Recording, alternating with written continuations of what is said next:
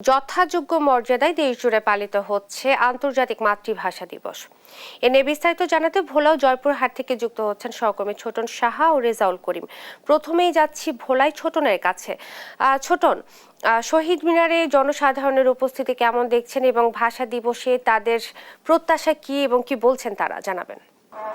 ইশরাত, আপনি জানেন যে 1952-এর যে ভাষা আন্দোলনে যারা শহীদ হয়েছিলেন তাদের স্মরণ রাখতে প্রতি বছরই আন্তর্জাতিক মাতৃভাষা দিবস এবং শহীদ দিবস পালন করে আসছে। এবছরও তার ব্যতিক্রম হয়নি। আমরা দেখেছি গতকালকে 12টা 1 মিনিট থেকেই জেলা প্রশাসন এবং বিভিন্ন রাজনৈতিক সংগঠন সহ বিভিন্ন পর্যায় থেকে আমরা দেখেছি কেন্দ্রীয় শহীদ মিনারে কিন্তু শ্রদ্ধা জানানো হয়েছে এবং সেটি আজ সকাল পর্যন্ত ছিল প্রভাত ফেরির পরপরই। কিন্তু এখন অবশ্য দর্শনার্থীদের কিছু ভিড় রয়েছে, তবে শ্রদ্ধা জানানোর ভিড় এই মুহূর্তে আসলে নেই। তবে বিভিন্ন শিক্ষা প্রতিষ্ঠান থেকে শুরু করে বিভিন্ন সংগঠনের পক্ষ থেকে কিন্তু আপনার বিভিন্ন আলোচনা সভা, চিত্রাঙ্কন প্রতিযোগিতা সহ বিভিন্ন কর্মসূচি চলছে। আমরা একজন আগত দর্শনার্থীর সাথে কথা বলবো।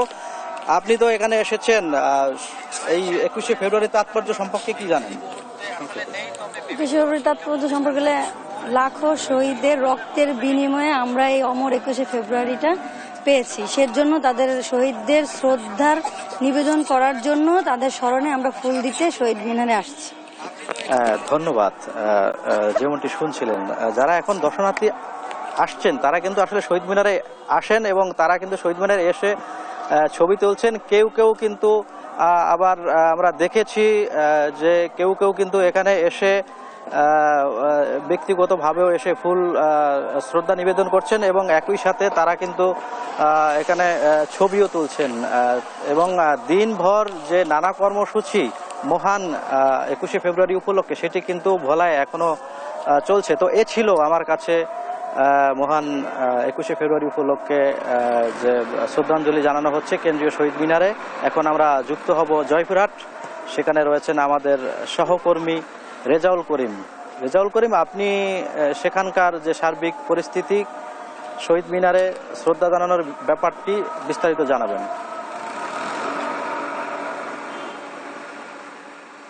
হ্যাঁ ছোটন, আপনি ভোলার যে শহীদ দিবস ও আন্তর্জাতিক মাতৃভাষা দিবসের বিস্তারিত আপনি খবরাখবর জানাচ্ছিলেন। আমি একটু জানিয়ে রাখি যে আজকে রাত 12টা 1 মিনিটে জয়পুরহাটের যে শহীদ মিনারে অর্থাৎ আবুল কাশেম ময়দানে, সেখানে কিন্তু জেলা প্রশাসক এবং পুলিশ সুপার সহ যে সরকারি বেসরকারি যে নানা প্রতিষ্ঠান তারা কিন্তু ফুলেল বেদি দিয়ে কিন্তু শ্রদ্ধা জানিয়েছেন। পাশাপাশি তারপরে কিন্তু বিভিন্ন প্রতিষ্ঠান, সরকারি বেসরকারি এবং বিভিন্ন শিক্ষা প্রতিষ্ঠানে কিন্তু এই আজকের এই নানা কর্মসূচির মধ্য দিয়েই কিন্তু পালন হচ্ছে এই শহীদ দিবস ও আন্তর্জাতিক মাতৃভাষা দিবস।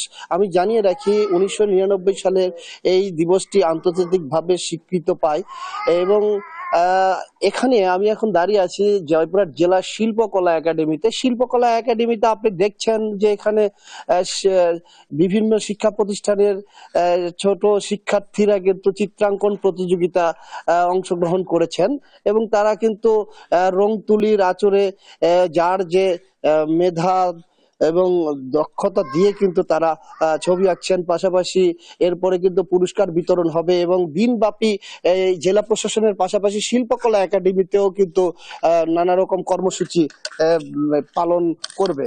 তো আমি এখানকার কালচারাল অফিসার, তার সঙ্গে একটু কথা বলে জানতে চাই আপনাদের কি কি কর্মসূচি আছে আজকে। শহীদ দিবস ও আন্তর্জাতিক মাতৃভাষা দিবস উপলক্ষে জেলা শিল্পকলা একাডেমির বিভিন্ন কর্মসূচি আছে। সেক্ষেত্রে আমাদের প্রথম আছে প্রভাত ফেরি উপলক্ষে আমাদের পুষ্পস্তবক অর্পণ শহীদ মিনারে। তারপরে আছে চিত্রাঙ্কন প্রতিযোগিতা। এরপরে আছে হলো 12টা ভাষায় বিদেশি চলচ্চিত্র প্রদর্শন করা হবে জেলা শিল্পকলা একাডেমিতে। তারপরে 4টে দিকে আছে শহীদ আবুল কাশেম ময়দানে আবৃত্তি অনুষ্ঠান। তার পরবর্তীতে আছে হলো ক্ষুদ্র নৃগোষ্ঠীদের নিয়ে একটা 30 মিনিটের একটা প্রোগ্রাম। তারপরে সন্ধ্যার দিকে আছে সাংস্কৃতিক অনুষ্ঠান সকল সংগঠকদের নিয়ে। ধন্যবাদ আপনাকে। তো বলা যায় যে জয়পুরহাটের এই আমরা জেলা প্রশাসনের উদ্যোগে ছাড়াও কিন্তু এই আপনার বিভিন্ন প্রতিষ্ঠান কিন্তু আজকের এই কর্মসূচি পালন করছে। তো আহ, এই ছিল আমার জয়পুরহাট থেকে এই শহীদ দিবস ও আন্তর্জাতিক মাতৃভাষা দিবসের সর্বশেষ। আমি স্টুডিওতে ইশরাতের কাছে চলে যাচ্ছি। ইশরাত।